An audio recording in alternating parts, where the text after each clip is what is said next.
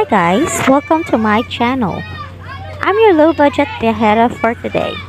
So karon, chill lang ta no, lili lang ta sa kanindot sa hulo-sulo, diri dapita sa may pantalan. Simple ra o lifestyle ang mga tauso guys. Then principal na panginabuhian nila dire kay pangisda. Sa tagali seafood, kana gina sila sa ilang mga resources. Sana all. Malinaw kaayo ang dagat karon no sa sayong kabuntagon.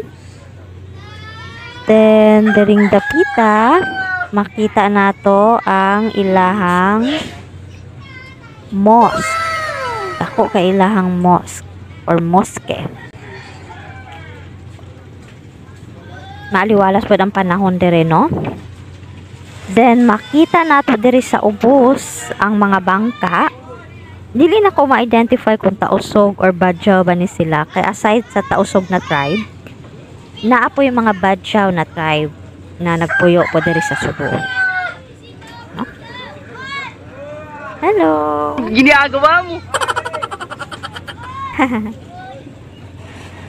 Okay, so most of them are peace-loving o friendly na mga tao, guys. Kung namo diri dapita nagpuyo sa Sulo, guys, free ra mo lantaw sa kagwapa sa isla, no? Early in the morning.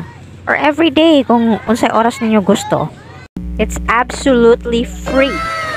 Then fresh ang hangin kay na wala kaayo pollution, no? Dili pareho sa mga urban areas.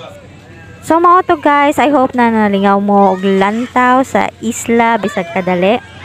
Kung bago pa mo ani nga channel, ayaw kalimot og like, subscribe, ug pindutan ang gamay nga kampana aron permi mong updated sa akong mga videos.